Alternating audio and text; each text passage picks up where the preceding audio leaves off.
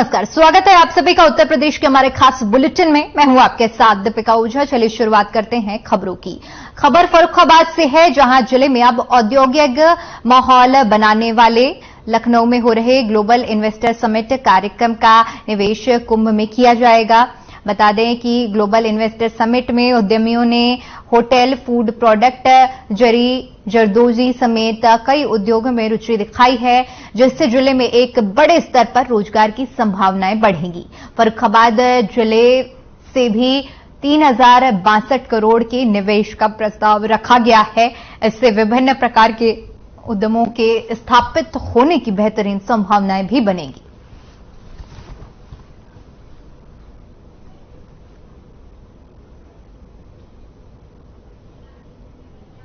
मैं आपको बताना चाहूंगा, फर्रुखाबाद में इस बार अभूतपूर्व इन्वेस्टमेंट की संभावना को दृष्टिगत रखते हुए लोगों से जो एमओयू साइन हुआ है, 3962 करोड़ का इन्वेस्टमेंट प्राप्त हुआ है। इसमें कितने लोगों को रोजगार मिलेगा? इसमें करीब जो आकलित किया गया है 18,362 लोगों को रोजगार मिलेगा। सर, फर्रुखाबाद जनपद में टोटल टारगेट कितना था गवर्नमेंट का? कितना करोड़ का इन्वेस्टमेंट का टारगेट? एमएसएमई का टारगेट हमें जो प्राप्त हुआ था 750 करोड़ का था, जिसमें हम कहीं आगे निकल गए हैं और अभी हमें प्राप्त हो ही रहा है। हमें 792 करोड़ का एमओयू साइन कर लिया है।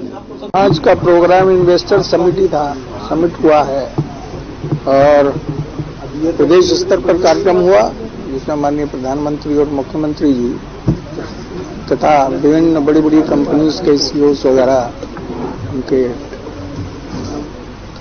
मालिक वगैरह वो लोग उपस्थित थे। फर्रुखाबाद में भी उसी के अनुरूप कार्यक्रम हुआ। यहाँ पर फर्रुखाबाद जिले के इन्वेस्टर्स आमंत्रित किए गए थे और सामूहिक रूप से सभी ने माननीय मुख्यमंत्री जी का और माननीय प्रधानमंत्री जी का उद्बोधन सुना और उसके द्वारा क्या प्रदेश की स्थिति है और क्या देश की स्थिति है, उद्योगों के विकास के लिए क्या क्या हो रहा है और कितनी संभावनाएं हैं किस किस क्षेत्र में।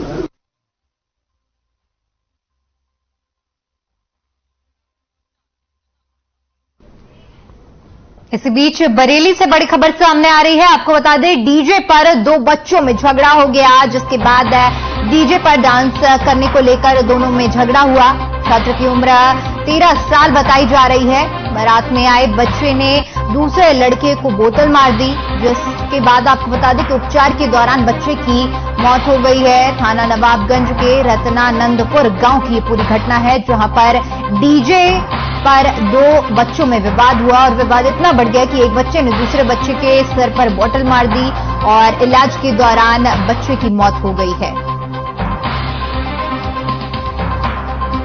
बरेली से खबर सामने आ रही है, जहां पर डीजे पर 2 बच्चों का विवाद हुआ और डांस करने को लेकर यह विवाद हुआ था, जिसके बाद एक बच्चे ने दूसरे बच्चे के सिर पर बोतल मार दी। इसके बाद इलाज के लिए बच्चों को अस्पताल में भर्ती कराया गया, जहां उसकी मौत हो गई है। आपको बता दें कि 13 साल उम्र बताई जा रही है बच्चों की।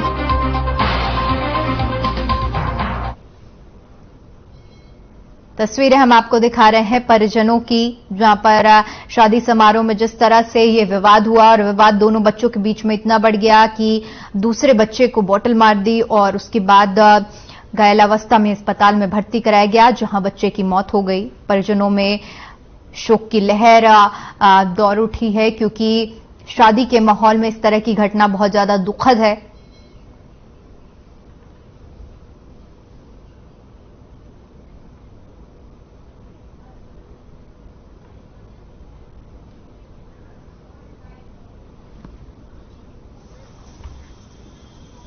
थाना नवाबगंज में रात्रि में एक समारोह चल रहा था, जिसमें डीजे पे एक 15-16 साल का लड़का डांस कर रहा था। उसी को लेके कुछ विवाद हुआ तो एक व्यक्ति द्वारा उसके सॉस की बोतल, जैसा बता रहे हैं कि सॉस की बोतल सर में मारा गया, जिससे वो गंभीर रूप से घायल हुआ। उसको हॉस्पिटल किया गया, लेकिन हॉस्पिटल में उसकी मृत्यु हो गई है। बच्चा हम सब देखने जाते हैं तो बच्चा डांस लगा था, डांस करते होंगे तो मैं किसी बात से बात बन गया, उस लौंडा उठा उसकी बोतल मार दी चांद में। काय की बोतल थी वो श्वास की थी जो, हाँ श्वास की। क्या डीजे पे डांस क्या? हाँ डीजे पर हाँ। कितना बड़ा बच्चा है? बच्चा ऐसे लगभग 12-13 साल को। अच्छा हाँ। किसने मारा है वो? वो भी इतना ही बड़ा है, वो भी 13 साल का है। छोटी सी बात को लेके ये पूरा देख रहे बच्चे ने आजकल छोटी सी बात से बड़ी हो जाती है।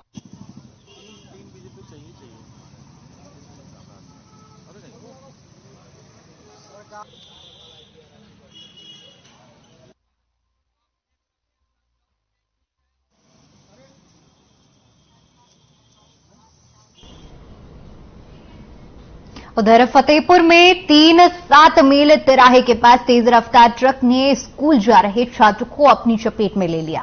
हादसे में छात्र गंभीर रूप से घायल हो गया, जिसे ग्रामीण ने जिला अस्पताल में भर्ती कराया। छात्र की हालत को नाजुक देखते हुए डॉक्टरों ने उसे कानपुर रेफर कर दिया है। छात्र विपिन उसका नाम बताया जा रहा है, जो कि हैबतपुर गांव का रहने वाला है।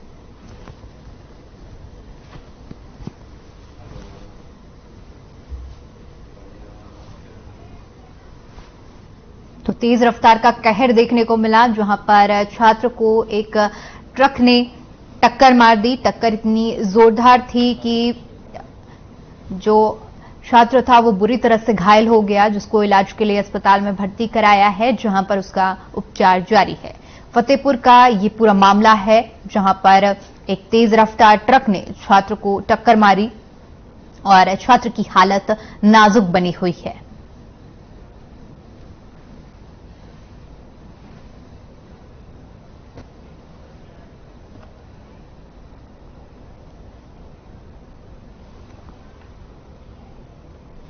इस बीच कानपुर से बड़ी खबर सामने आ रही है। आपको बता दें कि पैरा रोलिंग करते समय बड़ा हादसा हो गया। लैंडिंग के दौरान अनियंत्रित होकर एक पैरा रोलिंग सवार घायल हो गया। पैरा रोलिंग गिरने का लाइव वीडियो वायरल हो रहा है। लैंड करते वक्त पैरा रोलिंग का पहिया जो है निकल गया। पहिया निकलने से बड़ा हादसा हो गया है। कानपुर देहात महोत्सव में उड़ाया जा रहा था पैरा रोलिंग, और बिना जांच पड़ताल के ये पैरा रोलिंग उड़ाया जा रहा था। पत्रकारों से पैरा रोलिंग संचालक ने अभद्रता की है। कानपुर देहात महोत्सव का ये पूरा मामला है, जहां पर पैरा रोलिंग करते समय ये बड़ा हादसा हो गया। लैंडिंग के दौरान बता दें कि अनियंत्रित होने की वजह से यह हादसा हुआ है, जिसकी वजह से एक व्यक्ति के घायल होने की खबर सामने आ रही है।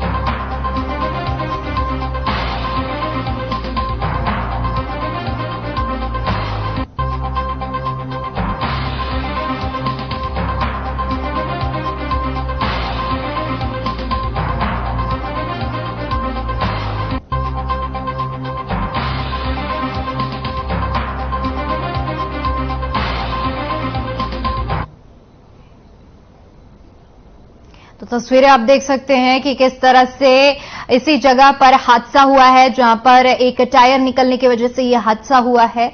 और इस हादसे में एक व्यक्ति के घायल होने की भी खबर सामने आ रही है। लैंडिंग के दौरान यह हादसा हुआ है।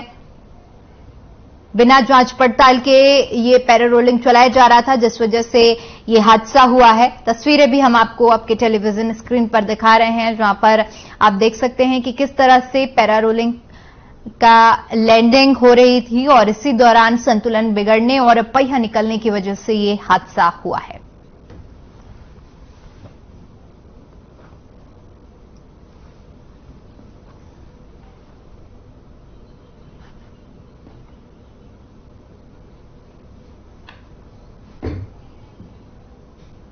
इस बीच ग्रेटर नोएडा में पुलिस की चेकिंग के दौरान पवा गैंग के 2 शातिर झपट्टा मारों से मुठभेड़ हो गई।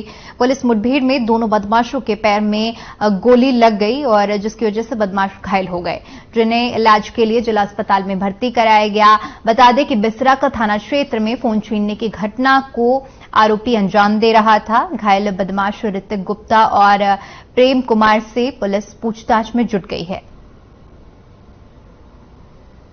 पुलिस ने बदमाशों से 6 मोबाइल और 2 अवैध तमंचा बरामद किए हैं।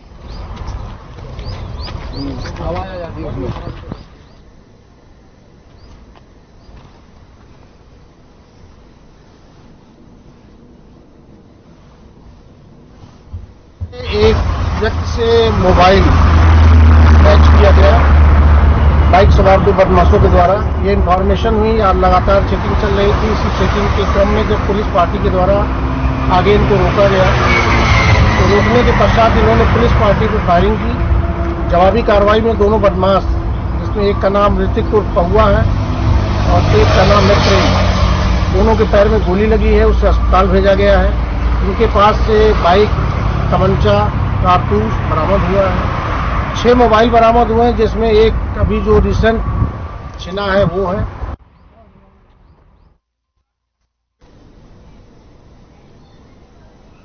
तो वहीं पुलिस और बदमाशों के बीच में मुठभेड़ हुई। इस दौरान पवा गैंग के 2 बदमाशों को पुलिस ने गिरफ्तार किया है, जो कि फोन छीनने की घटना देने को अंजाम दे रहे थे। तो तस्वीरें भी हम आपको दिखा रहे हैं, जहां पर पुलिस ने बदमाश को पकड़ने के दौरान, आपको बता दें कि बदमाशों ने भागने की कोशिश की और इस दौरान जवाबी फायरिंग में पुलिस ने बदमाशों के पैर में गोली मारी और दोनों ही आरोपियों को पुलिस ने अपनी गिरफ्त में ले लिया है और आगे की जांच पड़ताल शुरू कर दी है।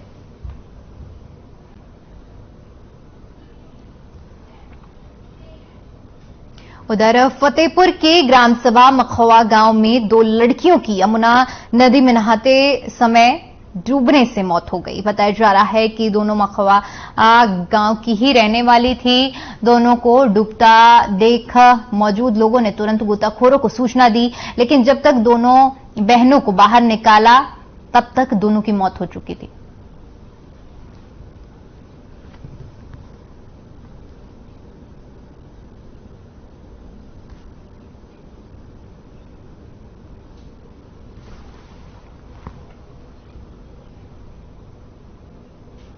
बरेली में शादी समारोह में शामिल होकर वापस जा रहे कार सवार युवकों को अज्ञात वाहन ने टक्कर मार दी।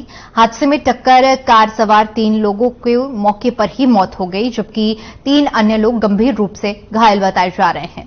सभी घायलों को इलाज के लिए अस्पताल में भर्ती कराया गया है। घटना के बाद से ही परिवार में कोहराम मचा हुआ है। ये पूरा मामला कोतवाली थाना क्षेत्र के बरेली क्लब की बताई जा रही है।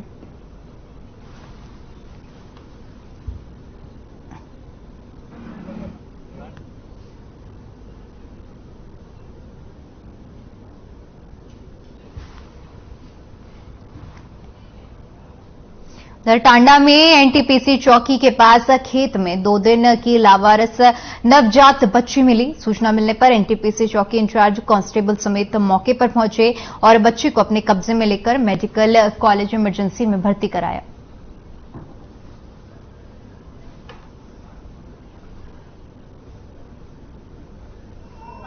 मामला यह है कि आज सुबह करीब 11:30 बजे ग्राम वासियों द्वारा सूचना दी गई कि एक नवजात शिशु जो लावारिस हालत में रोड के किनारे पड़ा हुआ है। इस सूचना पर हमने थाने से फोर्स लेकर महिला कांस्टेबल की जाकर मौके पर देखा तो एक लड़की है, करीब 1 या 2 दिन की होगी, कपड़े से ढकी हुई थी। ग्रामवासी वहां मौजूद थे। उसको लेके उच्च अधिकारीगण को सूचना देते हुए मौके पर मेडिकल कॉलेज में लाया हूं, ट्रीटमेंट करवा रहा हूं। तो बताते चले कि अंबेडकर नगर का ये मामला है, जहां पर एनटीपीसी के पास एक नवजात बच्चे को पुलिस ने बरामद किया है। तस्वीरें हम आपको दिखा रहे हैं, जहां पर पुलिस को ये नवजात शिशु मिली, जिसके बाद उसे अस्पताल पहुंचाया गया। इमरजेंसी वार्ड में नवजात बच्चे को भर्ती कराया गया है।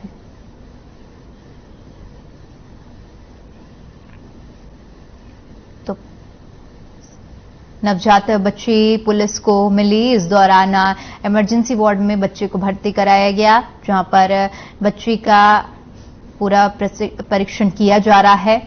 तस्वीरें हम आपको दिखा रहे हैं, जहां पर बच्ची को एनटीपीसी के पास से बरामद किया गया है और पुलिस की सूझबूझ से बच्ची की जान बचाई गई है। उधर हमीरपुर में स्कूल जा रही छात्रा के साथ बाइक सवार बदमाशों ने लूट की वारदात को अंजाम दिया। बाइक सवारों ने छात्रों से लूट की वारदात को अंजाम दिया और 21,000 रुपए लूट लिए। वहीं पुलिस मामले की जांच पड़ताल करते हुए आरोपी की तलाश में सीसीटीवी फुटेज खंगाल रही है। लूट की यह वारदात सदर कोतवाली इलाके के ग्वाल टोली मोहल्ले की है, जहां पर 12वीं की छात्रा शीफा आदिल जो स्कूल में फीस जमा करने के लिए घर से निकली थी और किसी वाहन का इंतजार कर रही थी, तभी एक बाइक सवार 2 युवक उसका बैग छीनते हुए वहां से भाग निकले। शीफा आदिल ने बताया कि वह स्कूल में फीस जमा करने के लिए जा रही थी। उनके बैग में फीस के 21,000 रुपए समेत अन्य सामान था, जो बाइक सवार बदमाश लेकर फरार हो गए।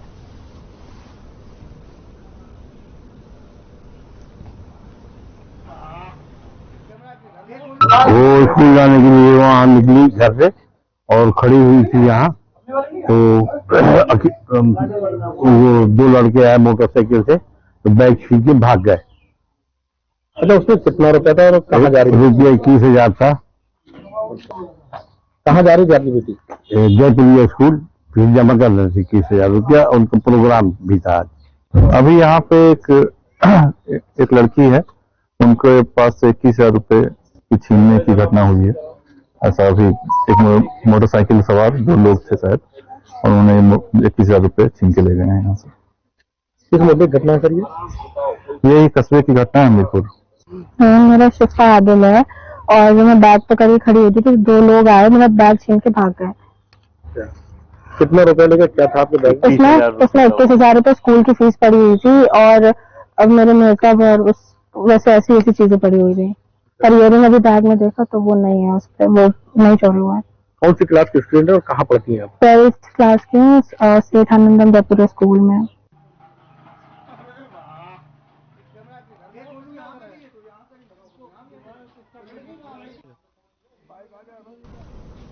राजधानी लखनऊ के पारा क्षेत्र में धड़ल्ले से अवैध अस्पताल चल रहे हैं। स्वास्थ्य मंत्री ब्रिजेश पाठक लखनऊ सीएमओ को लगातार आदेश जारी कर रहे हैं, लेकिन पारा क्षेत्र के फतेहगंज सेवा अस्पताल बिना मानकों के चल रहा है, जिसमें बिना डिग्री के डॉक्टरों ने मरीज की जिंदगी से खिलवाड़ कर रहे हैं और फर्जी डॉक्टरों की ओर से संचालित किया गया है। फतेहगढ़ सेवा अस्पताल जो पूरी तरह से अवैध है। अब देखने वाली बात यह होगी कि क्या ऐसे अवैध चल रहे अस्पतालों पर कब कार्रवाई की जाएगी। उत्तर प्रदेश के उप मुख्यमंत्री ब्रजेश पाठक और स्वास्थ्य मंत्री भी हैं, लगातार और लखनऊ सीएमओ लगातार एक आदेश जारी कर रहे हैं कि जितने भी फर्जी हॉस्पिटल चल रहे हैं उन पे सख्त से सख्त कार्रवाई की जाएगी। लेकिन बात देखने वाली ये है कि आखिर जो आदेश हो रहा है उस पे अभी तक किसी भी प्रकार का कोई पालन क्यों नहीं किया जा रहा है, और जितने ये फर्जी हॉस्पिटल चल रहे हैं इस पे कार्रवाई क्यों नहीं हो रही है।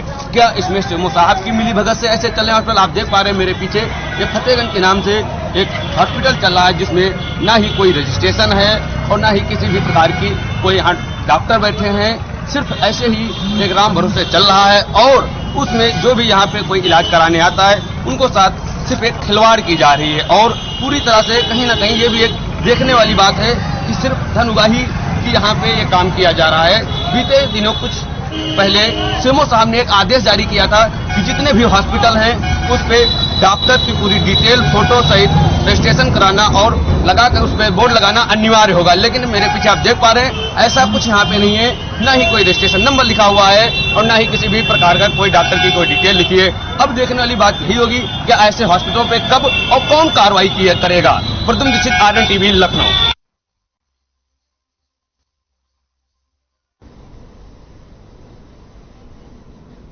उधर मैनपुरी के थाना दन्नाहार में राजकीय इंजीनियरिंग कॉलेज के छात्र दूषित पानी पीने से बीमार हो गए, जिसके बाद आनन फानन में छात्रों को अस्पताल में भर्ती कराया गया। घटना की सूचना मिलते ही क्षेत्राधिकारी संतोष कुमार सिंह मौके पर पहुंचे और बीमार बच्चों का हालचाल जाना, साथ ही मामले पर जानकारी देते हुए बताया कि इंजीनियर कॉलेज में बच्चों की वाटर कूलर में पानी से पीने से तबीयत खराब हो गई है। पानी का सैंपल ले लिया गया है और जांच के लिए भेज दिया गया है। साथ ही बच्चों का प्राथमिक उपचार किया जा रहा है।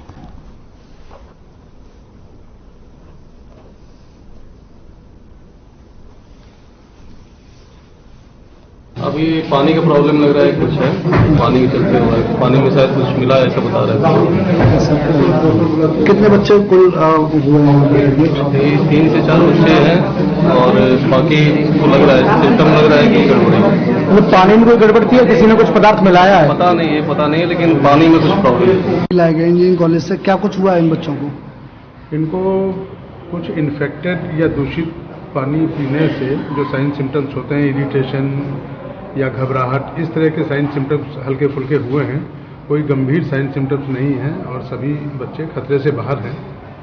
कुल कितने बच्चे पहुंचे सर? 21 बच्चे पहुंचे हैं और सीएम साहब ने अवगत कराया है कि वहाँ पर फूड एंड सेफ्टी टीम ने अभी पुलिस को सूचना मिली कि जो इंजीनियरिंग कॉलेज जन्नाहर में है, सैनिक स्कूल बगल में, वहाँ से 3 बच्चे वाटर कूलर से पानी पिए हैं। पानी पीने के बाद इनको जीभ में चलाया है और शरीर में ऐंठन हुई है, तो 3 बच्चे यहाँ पे एडमिट कराए गए हैं और डॉक्टर ने कहा कि दवाई चल रही है, इनको कुछ पानी में कुछ गंदगी है, इसकी वजह से ऐसा कुछ हुआ है। पानी की सैंपल लिया जा रहा है, उसकी जाँच की जा रही है, उसमें क्या पाया गया है।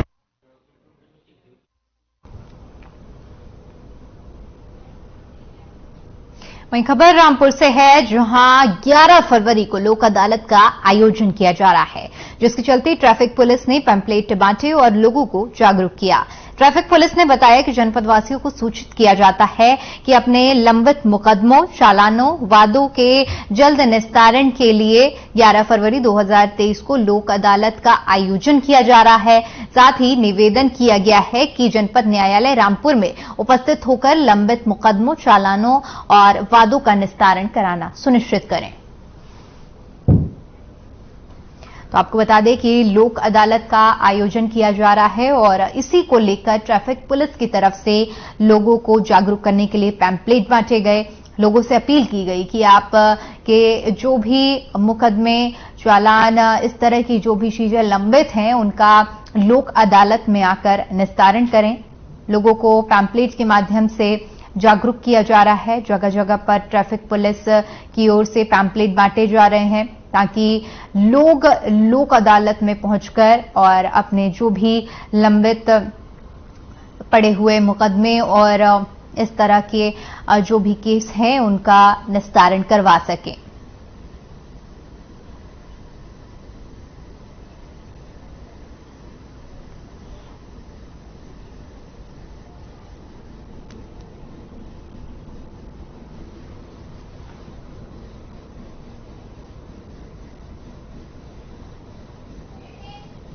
चलिए फिलहाल के लिए इतना ही। देश और दुनिया की तमाम बड़ी खबरों के लिए बने रहिए हमारे साथ। नमस्कार।